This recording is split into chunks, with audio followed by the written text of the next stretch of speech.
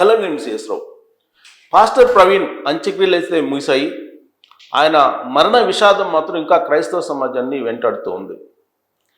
ఆయనది రోడ్డు ప్రమాదమా లేదంటే ఎవరైనా హత్య చేశారా అనే దాని మీద నిర్ధారించడానికి పోలీసులు 4 బృందాలను ఏర్పాటు చేశారు.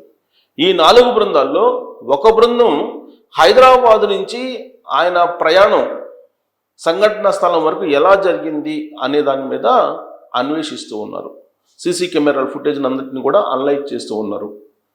మరొక బృందం సంఘటన స్థలంలో సీన్ రీకన్స్ట్రక్షన్ చేసి అక్కడ ఏం జరిగింది, ఎలా ప్రమాదం జరిగింది అనే దాన్ని తెలుసుకునేటువంటి ప్రయత్నం చేస్తున్నారు. మరొక బృందం పోస్ట్ మార్టంకి సంబంధించినటువంటి రిపోర్ట్ ఫోరెన్సిక్ ల్యాబ్కి పంపించారు. దాన్ని తీసుకొని అనలైజ్ చేసేటువంటి ప్రయత్నం చేస్తూ ఉన్నారు. ఇంకొక బృందం అసలు సోషల్ మీడియాలో కానీ వస్తున్నటువంటి న్యూస్ ఏంటి, దాని నుంచి ఏమైనా క్లూస్ ఏమన్నా తీసుకోవచ్చా అనే దాని మీద కాన్సన్ట్రేషన్ చేశారు. ఇలా మొత్తం మీద 4 బృందాలని ప్రత్యేకంగా ఏర్పాటు చేసింది ఆంధ్రప్రదేశ్ పోలీస్ విభాగం. ఈ కేసుని నిష్పక్షపాతంగా నిజాయితీగా ఫైనలైజ్ చేయడానికి, కంక్లూడ్ తీసుకురావడానికి ప్రయత్నం చేస్తూ ఉంది. ఈ క్రమంలో సంఘటనా స్థలంలో గూగుల్ టేక్అవుట్ను ఉపయోగిస్తుంది. ఆధునిక సాంకేతికమైనటువంటి పరిజ్ఞానాన్ని ఉపయోగిస్తుంది. అక్కడ గూగుల్ టేక్అవుట్ ద్వారా ఎవరెవరి ఫోన్లు అందుబాటులో ఉన్నాయి ఆ ఏరియాలో, ప్రత్యేకించి ప్రమాదం జరిగినటువంటి ఏరియాలో అక్కడ ఎవరెవరి ఫోన్లు సిగ్నల్స్ ఉన్నాయి, ఫోన్ సిగ్నల్స్ ఎవరెవరి ఉన్నాయి అనే దాని మీద వాళ్ళు ఇన్వెస్టిగేషన్ చేస్తూ ఉన్నారు. ఆ ఇన్వెస్టిగేషన్ కనుక పూర్తయితే ఆ ప్రమాదం జరిగినటువంటి సమయంలో ఎవరెవరు సిగ్నల్స్ ఉన్నాయనేది ఈజీగా కనుక్కోవచ్చు. అప్పుడు నిందితుల్ని పట్టుకోవచ్చు. ఒకవేళ అది కనుక అనుమానాల ప్రకారం హత్య అయితే కనుక, లేదు అసలు ఆ ప్రమాదం జరగడానికి ముందు ఎవరైనా చూసుంటారా అనేది కూడా తేలేటువంటి అవకాశం ఉంది. అంటే కపుల్ ఆఫ్ మొబైల్ సిగ్నల్స్ని అధ్యయనం చేస్తూ ఉన్నారు గూగుల్ టేక్అవుట్ ద్వారా. సిగ్నల్స్ని అక్కడ ఐడెంటిఫై చేసి ఆ సిగ్నల్స్ని బేస్ చేసుకుని ఆ ఫ్రీక్వెన్సీని అనలైజ్ చేయడం ద్వారా ఎవరి మొబైల్కి ఈ సిగ్నల్స్ వెళ్ళాయి అనేది తెలుసుకోవచ్చు. మీకు వివేకానంద రెడ్డి గారి మర్డర్ కేసులో కూడా ఈ గూగుల్ టేక్అవుట్ ద్వారానే అవినాష్ రెడ్డి గారు అలాగే భాస్కర్ రెడ్డి గారి యొక్క ప్రమేయం ఉందని చెప్పి సిబిఐ అనుమానిస్తూ ఛార్జ్షీట్లో పేర్కొంది. ఆ గూగుల్ టేక్అవుట్ విచారణ జరిగిన తర్వాతనే వివేకానంద రెడ్డి గారి మర్డర్ కేసుకు సంబంధించినటువంటి ఒక అభిప్రాయం సిబిఐ రాలేకపోయింది. సిబిఐ వచ్చింది, తొలుత రాలేకపోయింది. గూగుల్ టేక్అవుట్ని ఉపయోగించి అప్పుడు ఐడెంటిఫై చేశారు. ఆ సిగ్నల్స్ ద్వారా అవినాష్ రెడ్డి గారి మొబైల్ సిగ్నల్ అలాగే భాస్కర్ రెడ్డి గారి మొబైల్ ఇవన్నిటిని కూడా అధ్యయనం చేసి ఛార్జ్షీట్లో పొందుపరిచింది. సేమ్ అదే తరహాలో ఇప్పుడు పాస్టర్ ప్రవీణ్కి సంబంధించినటువంటి ప్రమాదాన్ని ఎస్టాబ్లిష్ చేసేందుకు, ఆ ప్రమాదం ఏ విధంగా జరిగింది అనేది తెలుసుకునేటువంటి ప్రయత్నంలో ఇప్పుడు ఆంధ్రప్రదేశ్ పోలీసు అత్యాధునికమైనటువంటి టెక్నాలజీని ఉపయోగిస్తూ అవసరమైతే ఆర్టిఫిషియల్ ఇంటెలిజెన్స్ ద్వారా కూడా ఈ కేసుని ఛేదించేటువంటి ప్రయత్నం చేస్తున్నారు. దీన్ని ఒక ఛాలెంజింగ్గా తీసుకున్నారు. దానికి కారణం ఏంటంటే మతపరమైనటువంటి సున్నితమైనటువంటి అంశంతో ఇది ముడిపడి ఉంది. కేఏ పాల్ లాంటి వాళ్ళు కానీ అలాగే కొంతమంది చర్చ్ పాస్టర్స్ కానీ ప్రపంచవ్యాప్తంగా ఉన్నటువంటి సువార్తకులు కానీ కొన్ని అనుమానాలు వ్యక్తం చేస్తున్నారు పాస్టర్ ప్రవీణ్ మరణం మీద. బట్ ఇప్పటి వరకు పోలీసులకు ఉన్నటువంటి సమాచారం ప్రకారం అయితే మాత్రం అది రోడ్డు ప్రమాదంగా భావిస్తూ ఉన్నారు. అట్ ద సేమ్ టైం అనుమానాస్పదంగా ఆ కేసును కూడా బుక్ చేయడం జరిగింది. ఆ కోణం నుంచి ఇప్పుడు ఇన్వెస్టిగేషన్ చేస్తున్నారు. అక్కడ ఉన్నటువంటి ఎస్పీ నరసింహ కిషోర్ గారు దాన్ని స్వయంగా పర్యవేక్షిస్తూ ఉన్నారు. ఎందుకంటే ముఖ్యమంత్రి చంద్రబాబు నాయుడు గారు డీజీపీ హరీష్ కుమార్ గుప్తా గారికి ఫోన్ చేసి ఈ కేసుకు సంబంధించి విచారణను చాలా వేగవంతం చేయండి, నిష్పక్షపాతంగా చేయండి, అసలు ఏం జరిగిందో తెలుసుకొని ప్రజలకు చేయాలి అనేటువంటిది ఆర్డర్ పాస్ చేశారు. దాంతో ఆంధ్రప్రదేశ్ పోలీసులు కూడా దీన్ని ఒక ఛాలెంజింగ్గా తీసుకున్నారు. ఈలోపే పొలిటికల్ ఎంట్రీ కూడా జరిగింది. షర్మిల గారు కాంగ్రెస్ పార్టీ ఆంధ్రప్రదేశ్ ఇన్ఛార్జ్ ఆవిడేమంటున్నారు, రోడ్డు ప్రమాదం కాదు, ఖచ్చితంగా అది హత్య అయి ఉంటుంది. హత్య చేసి రోడ్డు ప్రమాదంగా చిత్రీకరించేటువంటి ప్రయత్నం చేస్తున్నారు అనేటువంటి ఆరోపణలు ఆవిడ చేస్తూ ఉన్నారు.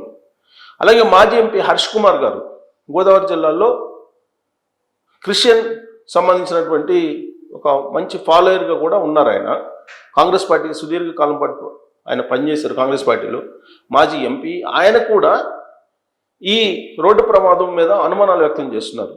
ఇది హత్య అయి ఉండొచ్చు అనేటువంటి అనుమానాలను కూడా వ్యక్తం చేస్తున్నారు. అనేక మంది దీని మీద రకరకాల అనుమానాలని వ్యక్తం చేస్తున్నారు. ఈ క్రమంలోనే పాస్టర్ ప్రవీణ్ యొక్క నేపథ్యం, ఆయన బిజినెస్ లావాదేవీలు, ఆయన సన్నిహితులకు సంబంధించినటువంటి ఫోన్ నెంబర్లు కానీ, ఆయన ఎవరెవరితోటి మాట్లాడారు, ఆ రోడ్డు ప్రమాదానికి ముందు ఎవరికి ఫోన్ చేశారు, అసలు హైదరాబాద్ నుంచి ఎవరిని కలవడానికి ఆయన వైజాగ్ వెళ్తున్నారు, మధ్యలో రాజానగరం వద్ద ఆ ప్రమాదం ఎందుకు జరిగింది, రాజానగరంలో ఎవరైనా తెలిసిన వాళ్ళు ఉన్నారా, ఆయన ఫోన్ కాల్ లిస్ట్ మొత్తం బయటికి తీస్తున్నారు. డేటా మొత్తం తీసుకొని, ఆయన ఫోన్ కాల్ మొత్తం తీసుకొని మొబైల్ని హ్యాండ్ ఓవర్ చేసుకొని ఆ డేటాలో ఉండేటువంటి ఫోన్ నెంబర్స్ ద్వారా మొత్తం సమాచారాన్ని సేకరించేటువంటి పనిలో ఇప్పుడు పోలీసులు ఉన్నారు. గతం కంటే కూడా ఇప్పుడు ఒక సంఘటన జరిగినప్పుడు దాని పూర్వపరాలను కానీ ఇన్వెస్టిగేషన్ కానీ ఈజీగా చేయడానికి ఇప్పుడు సాంకేతిక పరిజ్ఞానం అందుబాటులో ఉంది.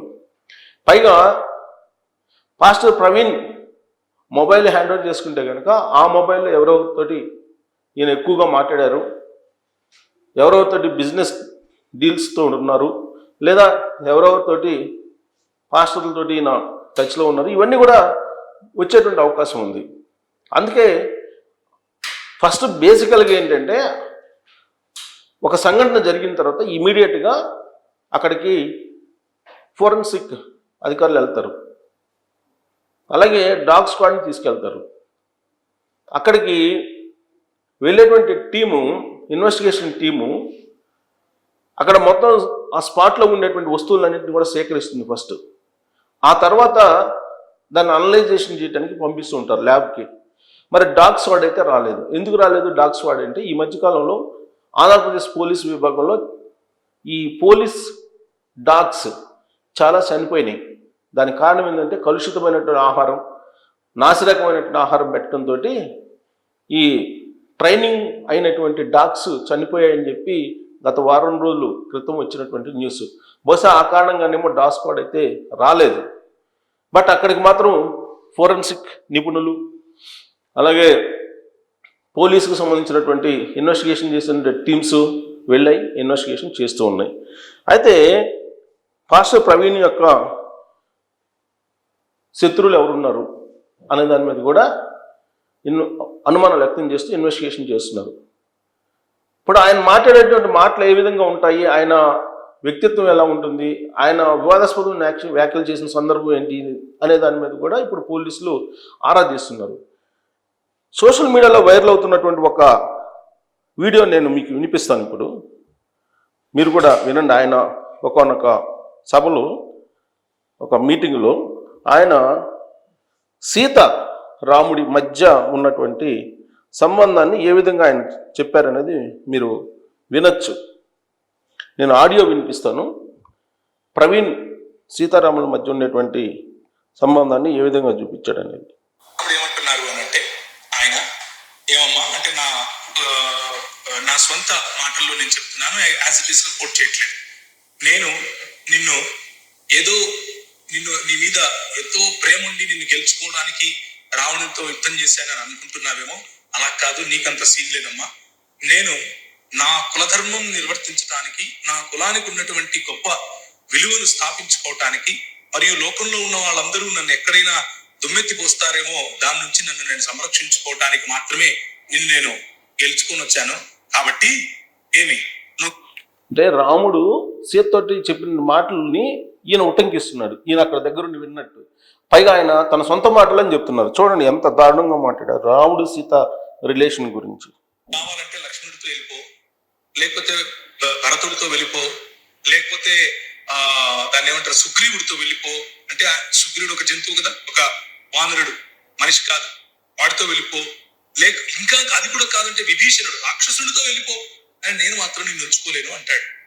అది స్త్రీ పట్ల ఉన్నటువంటి దేవుడికి మర్యాద పురుషోత్తరం శ్రీ రామ్జీ లల్లా విరాజ్మాన్ ఉన్నటువంటి మనసు. ఇంత దారుణమైనటువంటి కామెంట్స్ ఆయన చేశారు. ఇది నేను ఎందుకు మీకు వినిపించానంటే, ప్రవీణ్ ఒక బిజినెస్ సామ్రాజ్యాన్ని ఏర్పాటు చేశారు. దాని నుంచి వచ్చేటువంటి సంపదను మరి కొంతమందికి పంచిపెట్టాడు, కొన్ని అనాథలకి, ఇది చెప్తున్నారు. బట్ ఈయన రెచ్చగొట్టేటువంటి ప్రసంగాలు అనేకం చేశారు. రాముడు సీత గురించి మాట్లాడుతూ, సీతని నీకు కావాలంటే లక్ష్మణుడితో వెళ్ళిపో, నీకు కావాలంటే సుగ్రీవుడితో వెళ్ళిపో, ఇలా చెప్పాడని చెప్పి ఆయన చెప్తున్నారు. ఎందుకంత ద్వేషం? ఇప్పుడు ఎవరికి వాళ్ళు అభిమానించుకోవటం అనేది ఓకే, బట్ ఇతరులను ద్వేషించేటువంటి అధికారం, ఆ హక్కు ఎవరిచ్చారు? లేదు కదా. ఇది కేవలం ప్రవీణ్ మరణాన్ని, రోడ్డు ప్రమాదం జరిగిన తర్వాత వస్తున్నటువంటి చర్చ కాబట్టి నేను చెప్తున్నాను. ఇప్పుడు ఉండేవాళ్ళు అయినా సరే, ఇప్పుడు సహజంగా ఇప్పుడు షమియా ఎవరు ఉన్నారు, సయ్యద్ షమి అట. ఆ సయ్యద్ షమి ఏమో ఈయనకు వార్నింగ్ ఇచ్చారు, ఏదో మహమ్మద్ ప్రవక్తని ఏదో అన్నారని చెప్పేసి. తర్వాత షఫీ అనే అతను, ఇంకొక అతను ఏదో వార్నింగ్ ఇచ్చారని అంటున్నారు. అసలు వీళ్ళందరూ మతానికి సంబంధించిన ప్రతినిధుల వీళ్ళు. ఇలాంటి విద్వేషాలు రెచ్చగొట్టేటువంటి ప్రయత్నం చేసినప్పుడు ప్రభుత్వాలు ఏం చేయాలి? గతంలో పరిపూర్ణానందని బహిష్కరించారు తెలంగాణ నుంచి. అలాగే కత్తి మహేష్ ఇప్పుడు ప్రస్తుతం అయితే లేడు, కానీ అతన్ని కూడా బహిష్కరించారు. ఎందుకు? ఇలాంటి మత విద్వేషాలు రెచ్చగొట్టే ప్రయత్నం చేశారు కాబట్టి. మరి ఇప్పుడు ప్రభుత్వాలు ఏం చేస్తున్నాయి? ఇలాంటి రెచ్చగొట్టేటువంటి ప్రయత్నాలు చేస్తున్నటువంటి పరిస్థితులు. కేవలం ఇదే కాదు, నేను ఇప్పుడు చూపించిందే కాదు, ఇలాంటి చాలా రెచ్చగొట్టేటువంటి ప్రసంగాలు ప్రవీణ్ చేశారు. మరి ఎందుకు చేశారు? అతను చదువుకున్నాడు, పైగా అతను ప్రపంచ ప్రసంగికుడు అని చెప్పి ఆయన్ని అందరూ ప్రశంసిస్తూ ఉన్నారు. మరి అలాంటి అతను అలా చేయొచ్చా?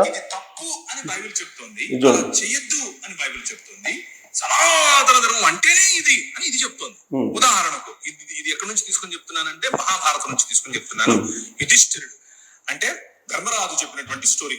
ధర్మరాజుకు మరియు గంగాపుత్రుడైనటువంటి భీష్మాచారికి మధ్య జరుగుతున్నటువంటి కాన్వర్జేషన్. అందులో నారద ముని గారు కూడా ఉన్నారు. ఒకసారి ఒక ముని వాళ్ళ ఇంట్లోకి వస్తాడు, చకా చకా చకా వస్తాడు. వచ్చి వాళ్ళ అమ్మ అక్కడ ఉంటది, పోయి చేయి పట్టుకుని రా భగవరా అంటాడు. ఏంటి ఏంటి ఏంటి ఏంటి ఏంటి వైపుతుంది నానా? ఆయన ఆపు అంటే ఆపకూడదు నాయన అన్నాడు. ఏంటి నానా, మా అమ్మని తీసుకెళ్లిపోతున్నావు ఆయన అని అంటే, ఇథా ధర్మ సనాతన అన్నాడు. ఏంటి ఇదే సనాతన ధర్మం అంటే చెప్పాడు. ఏమని? బ్రాహ్మణుడు వచ్చి నీ భార్యను చేయి పట్టుకొని తీసుకెళ్తే నువ్వు ఆపొద్దు. ఇదంట సనాతన ధర్మం ఏం చెప్పింది అని చెప్పి ప్రవీణ్ చెప్తున్నాడు. ఏం చెప్తున్నాడు? తన ప్రసంగంలో చెప్తున్నాడు. ఎవరైనా వచ్చి వాళ్ళ సతీమణిని తీసుకెళ్తుంటే ఆపొద్దు అని చెప్పి సనాతన ధర్మం చెప్పిందని చెప్తున్నాడు ఆయన. పైగా దానికి మళ్ళీ మహాభారతాన్ని ఉటంకించారు. మరి ఇలాంటివి చేస్తున్నప్పుడు వీళ్ళందరినీ నియంత్రించాల్సినటువంటి బాధ్యత ప్రభుత్వాల మీద, సంబంధిత వ్యవస్థల మీద లేదా? రోడ్డు ప్రమాదం జరిగినప్పుడు, అనుమానాస్పద స్థితిలో మరణించినప్పుడు అప్పుడు చర్చకు వస్తున్నాయి. వాటిని ప్రస్తావిస్తేనేమో అది మత విద్వేషాలను రెచ్చగొట్టారు అని చెప్పి కొంతమంది చెప్తూ ఉన్నారు. మరి ఇలాంటి వాళ్ళని అదుపు చేయాలి కదా. సరే, పాస్టర్ ప్రవీణ్ రోడ్డు ప్రమాదంలో చనిపోయాడు, లేదంటే అనుమానాస్పద స్థితిలో చనిపోయారు. మరి రెచ్చగొట్టేటువంటి ప్రయత్నాలు చేసినటువంటి మహమ్మద్ షమి అతను ఎందుకు పోలీసులు అదుపులో తీసుకోలేదు? షఫీ అతను ఎందుకు అదుపులో తీసుకోలేదు? వీళ్ళు చేసినటువంటి ప్రసంగాలు మొత్తాన్ని తీసుకొని వీళ్ళు అసలు బహిష్కరించాలి కదా. గతంలో పరిపూర్ణానందని బహిష్కరించారు, కత్తి మహేష్ని బహిష్కరించారు. మరి వీళ్ళని కూడా బహిష్కరిస్తే ఇలాంటి వాళ్ళని ఈ సమస్య ఇప్పుడు ఈ స్థాయికి రాదు కదా. పాస్టర్ ప్రవీణ్ మరణం మీద ఇన్ని అనుమానాలు వ్యక్తం కావు కదా, వ్యక్తం అవకాశం కూడా ఉండేది కాదు కదా. మరి ఈ కోణం నుంచి కూడా పోలీసులు ఇన్వెస్టిగేషన్ చేస్తూ ఉన్నారు. బహుశా ఈ మతాలను రెచ్చగొట్టేటువంటి వాళ్ళని అరెస్ట్ చేసేటువంటి అవకాశం కూడా లేకపోలేదు. చాలా ప్రమాదం నెలకొనేటువంటి ఛాన్సెస్ ఉన్నాయి. సో పాస్టర్ ప్రవీణ్ అతను గత ప్రసంగాల్ని చూస్తే కనుక ఏమనిపిస్తుంది మీకు? దీని మీద మీరు కామెంట్ చేయొచ్చు. Thank you.